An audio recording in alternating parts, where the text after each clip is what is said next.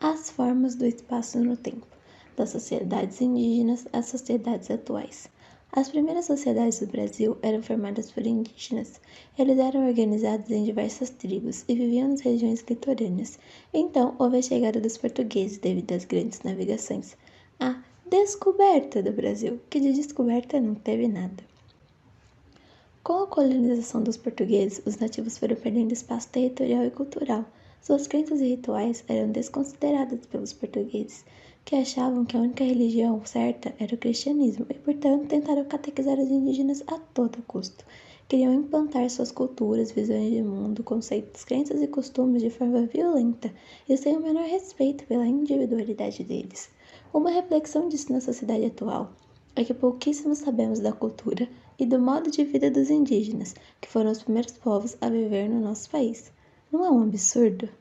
Dando sequência aos absurdos, sabemos que devido à tecnologia dos portugueses da época e da vulnerabilidade dos indígenas às doenças vindas da Europa, os portugueses saíram por cima na guerra por território e cultura, submetendo assim os índios à escravidão e muita morte. Mas isso já sabemos de cor e salteado. O mais triste, ou tão triste quanto, é que mesmo nos dias atuais as coisas continuam difíceis para os indígenas. Sua identidade cultural é praticamente apagada da história, como já dissemos. E, pasmem, seus territórios não foram devolvidos. Reparação histórica? Não. Os indígenas vêm perdendo o pouco espaço que têm para os agrônomos, os empresários do agronegócio. Com o intuito de expandir cada vez mais suas terras para a produção, vivem em conflito com as tribos indígenas. Às vezes, há até tentativa de melhorar a situação, como o Estatuto do Índio, criado em 1973, que estabeleceu o direito dos povos indígenas e determinou um prazo de 5 anos para a demarcação definitiva de todas essas terras pela FUNAI. De acordo com a FUNAI, existem 817.963 indígenas no nosso país hoje, correspondendo a 0,4% da população brasileira, 502.783 que vivem na zona rural e 315.180 habitam as zonas urbanas. Inicialmente, a população indígena era de 3 milhões. O tanto de vidas perdidas em tantas guerras. Nacionalidade e identidade cultural da população brasileira. Vamos por partes. O que é nacionalidade? A nacionalidade é sobre o país de nascimento de uma pessoa, ou o país do qual a pessoa tem a cidadania. Como exemplos de nacionalidade temos a brasileira, a espanhola, a portuguesa, entre muitas outras. O direito à nacionalidade pode ser conseguido de duas formas. Por sangue, que é quando uma pessoa que não nasceu em determinado país, mas que tem pai ou mãe que nasceu, tem o direito de ter a nacionalidade dos pais como a dela, podendo assim ter direito a mais de uma nacionalidade. A outra forma é por direito de solo, que é a mais conhecida por todos, sendo a nacionalidade obtida pelo local de nascimento. Em alguns países, a nacionalidade também pode ser conseguida após se viver determinado tempo neles. Um exemplo é o Brasil. Um estrangeiro que vive no nosso país por pelo menos 15 anos ininterruptos pode pedir a nacionalidade brasileira. E o que é a identidade cultural?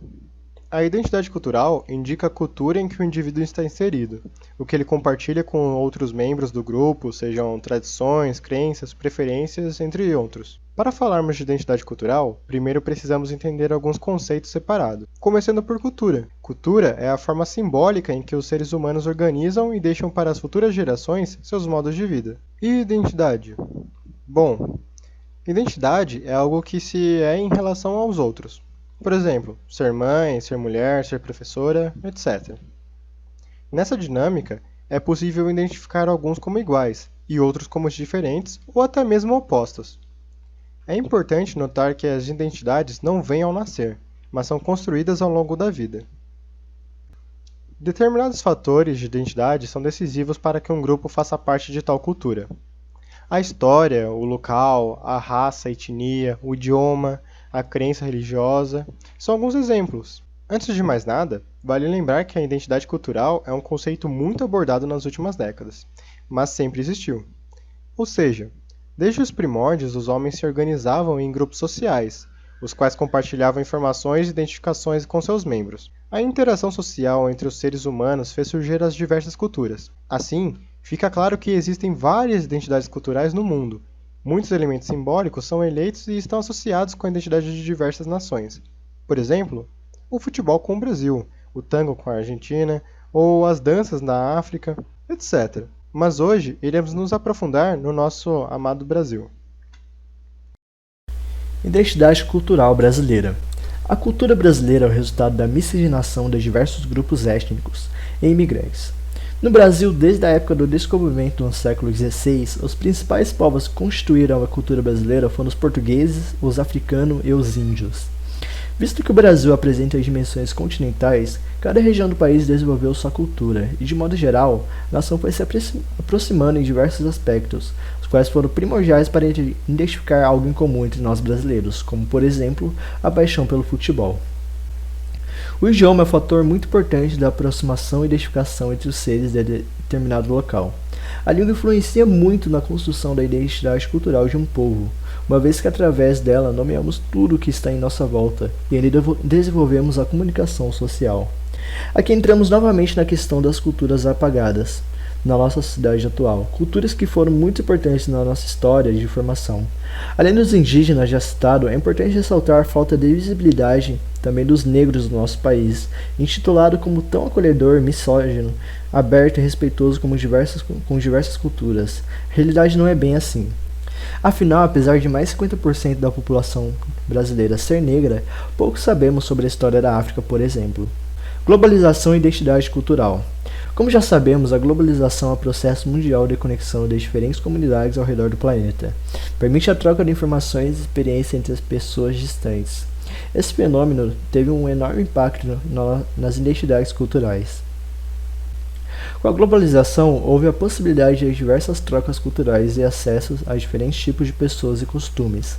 Logo, as pessoas enfrentam cada vez mais a necessidade de conviver com indivíduos muito diferentes de si. Mas, infelizmente, nem sempre as pessoas estão dispostas a lidar com a diversidade e partem para atitudes violentas. É preciso promover debates que favoreçam o respeito e a boa convivência com quem é diferente, para evitar coisas como o etnocentrismo, uma visão de mundo de quem considera o seu grupo étnico, nação ou nacionalidade socialmente mais importante do que os outros demais. Um dos mais marcantes exemplos de etnocentrismo da história é o nazismo, ideologia alemã pregada por Adolf Hitler, que defendia a superioridade da raça ariana. As minorias étnicas e sua integração na sociedade brasileira. As minorias étnicas são grupos étnicos que podem vir a sofrer qualquer tipo de discriminação dentro de uma sociedade, assumindo religiões próprias, costumes, além de culturas diferentes da grande maioria. Aqui no Brasil, podemos destacar principalmente as minorias étnicas negras e indígenas. Hoje, os índios são minoria absoluta em números e também a minoria social. Os índios não têm mais condições materiais de manter o seu modo de vida tradicional, baseado na vida tribal e na subsistência por meio da caça e da pesca. A sociedade cresceu e empurrou sobre os índios que ainda resistem nas aldeias o modo de vida que chamam de civilizado.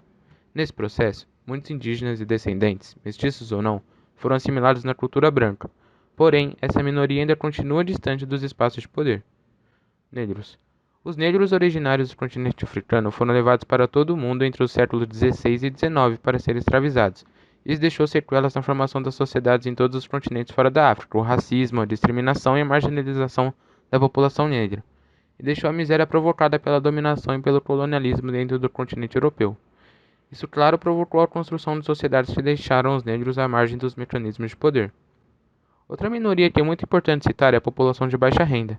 Em todo o mundo, a população de baixa renda representa grande parte das minorias sociais. No caso do Brasil, as pessoas que vivem com baixa renda, e nos piores e mais numerosos casos, na miséria absoluta, são a maioria em números.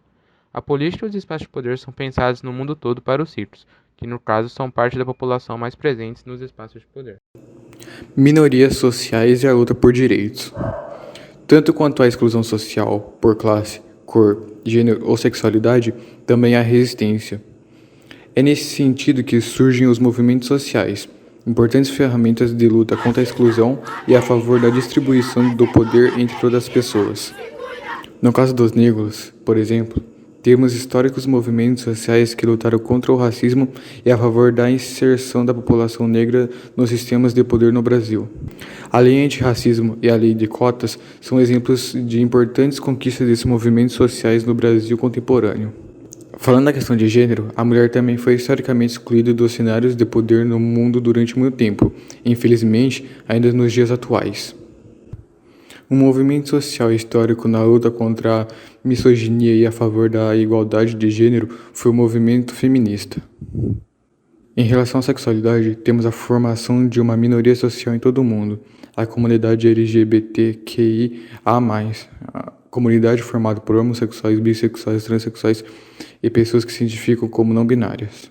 Essa população também, historicamente excluída em grande parte dos países ocidentais e orientais por fundamentos enraizados, principalmente em fatores religiosos e morais, encontra-se ainda fortemente excluída dos espaços de poder e da aceitação social.